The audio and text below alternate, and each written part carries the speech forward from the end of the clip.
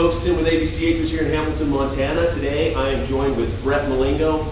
Brett heads up our food production here at the farm, so anything from seed starts to transplants to getting out to the garden and soil health, to harvesting, to preserving, as well as meat curing and smoking. So Brett's our guy for food production, so I do encourage if you have questions after the video on anything with regards to seeds, gardens, food, preservation, shoot it through to us and maybe we do a future video.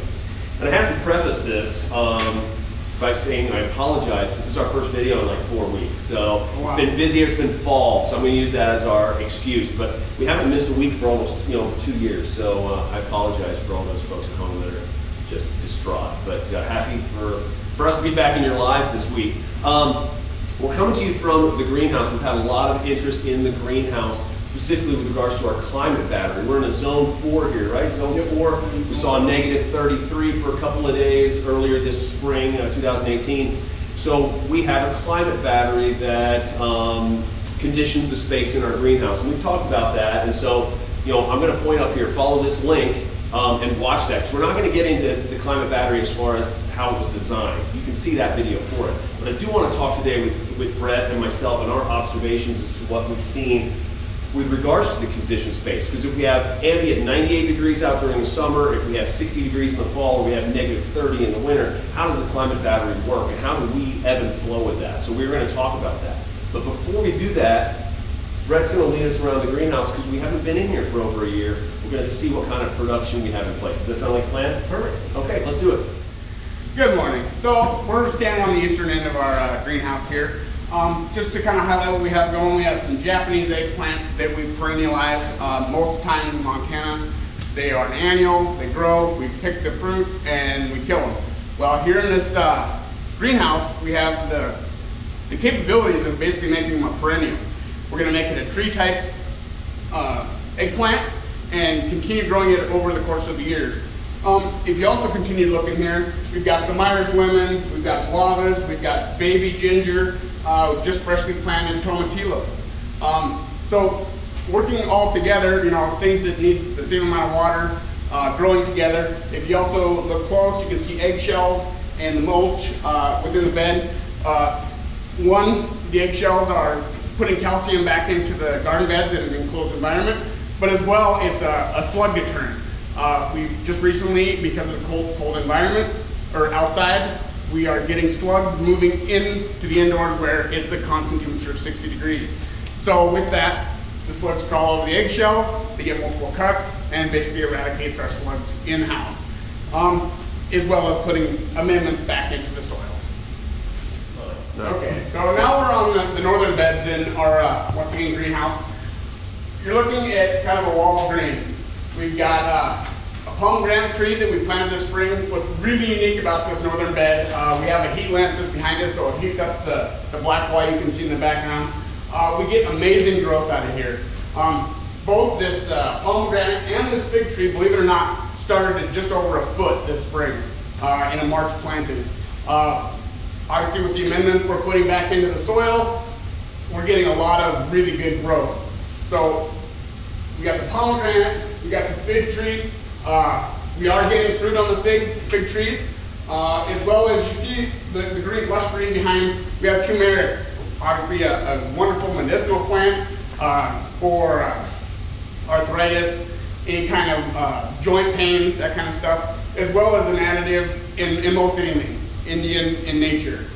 You also see some young tomatillo plants here that we're just trying to do some winter propagation, utilizing our space. As you can kind of see on this one side here, we've teaseled cucumbers.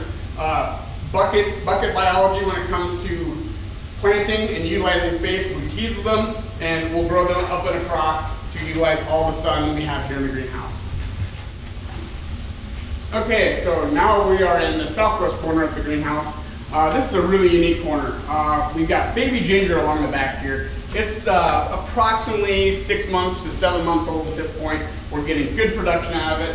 We've got an elderberry tree that we take cuttings off every spring to obviously grow, propagate, and put on the farm as well.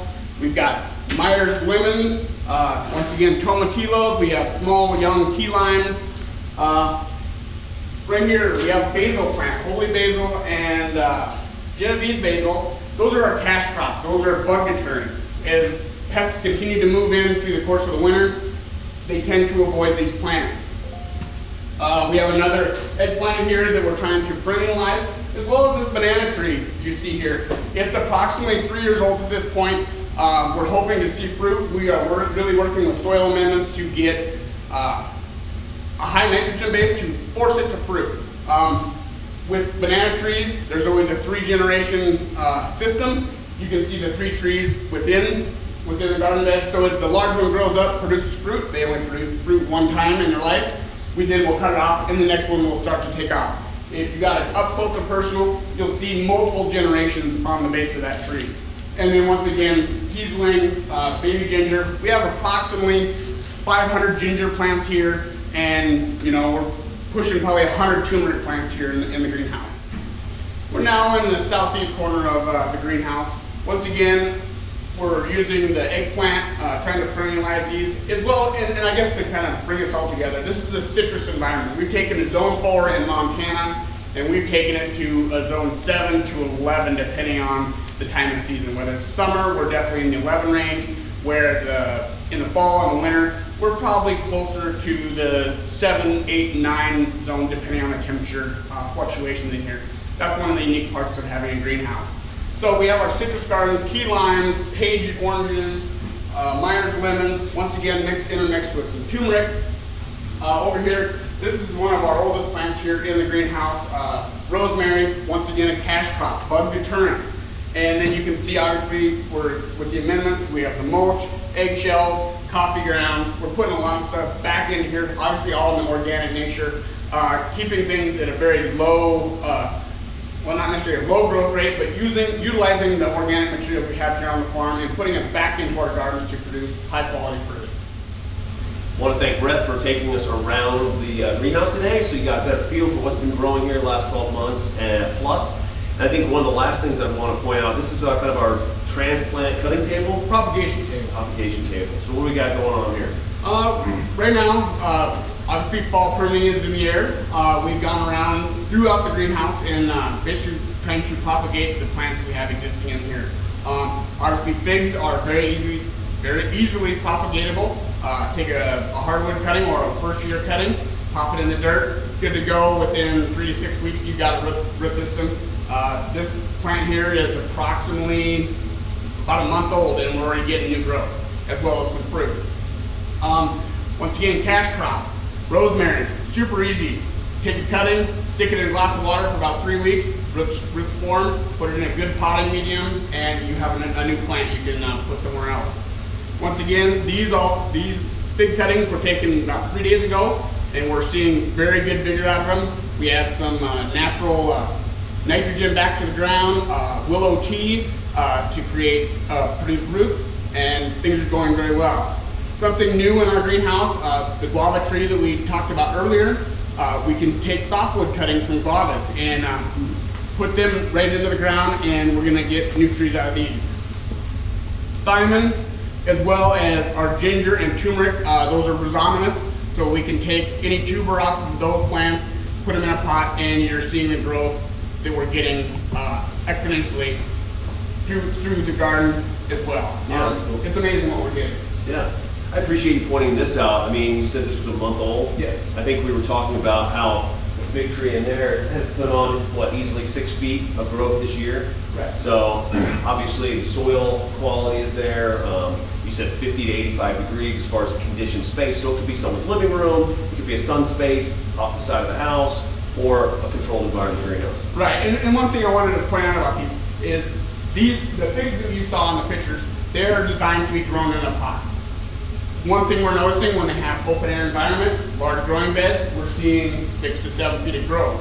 Where you take this, throw it in a 5-gallon pot in your house, southern exposure, lots of light, maximum growth should be approximately 4 to 5 feet. Okay. So it is actually a house plant. And here in Montana, this plant can be taken in the wintertime, southern exposure, and then June, July, August, September, put out on the back deck for a good growth. Cool.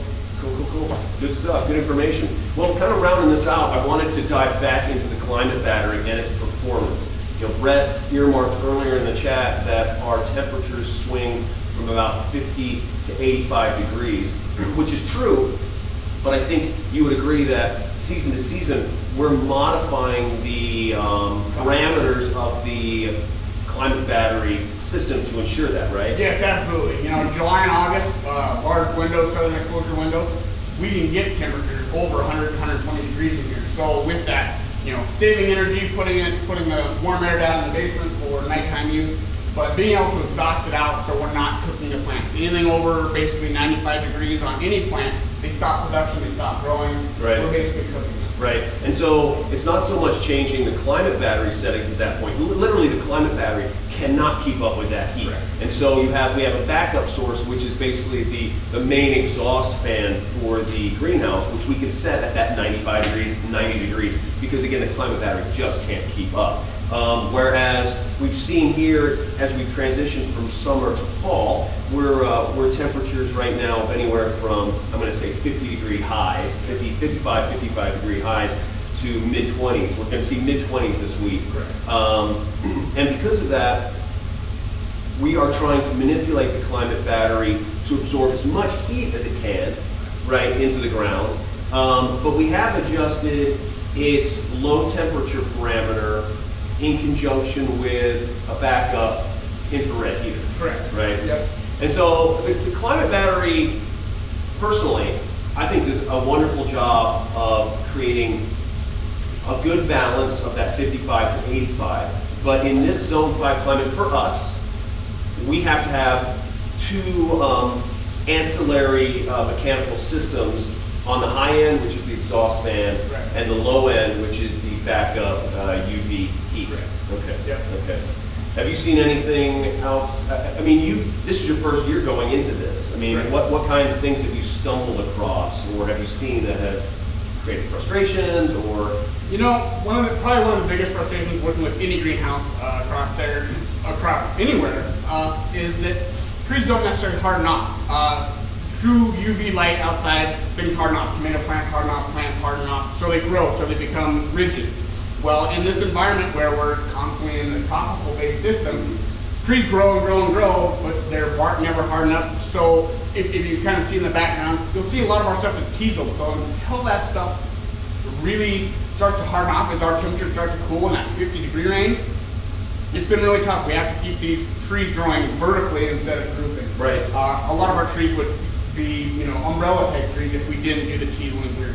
But you know, we're really finding that, you know, we can keep the temperature between that 50 degrees being our low, 85, and you know, you really capturing the solar energy we're getting through our windows here and saving it for nighttime warm days. Yeah. That's interesting, and I think important for the viewers to understand that 50 to 85 is what we're choosing the system to perform for us. Correct. Because in years prior with this system, I've had the temperature go as low as 28, and this banana tree, you know, was more than a year old, and it has survived temperatures in 30 degrees for a day or two or three.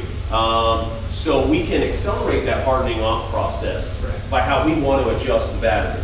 Right. And I think that just determines on, you know, what climate you're in, what facing your greenhouse is, what other temperatures and other components. So I'm saying a lot of us there, but there's a lot of things that go into the context of how you may or may not adjust it. Right, and having those temperature variations are very critical. Believe it or not, oranges that don't, page, lemons, all of our citrus fruit here, if we don't get those nighttime temps down to 50, we're never going to see oranges and lemons as yellow and orange. They will stay green in the environment. They will sweeten and ripen, no problem, but they will be green in nature. So by getting those temperatures dropped down to the 50-degree class, we're going to get that color turn to our citrus fruit. Really interesting. Yeah. That's a good observation, especially if you're in a market garden where you're taking these to your farm shop or you're taking them to the farmer's market. You're certainly going to want the aesthetic component of an orange, yeah, or a yellow lemon. So, no, good point. Well, that's great.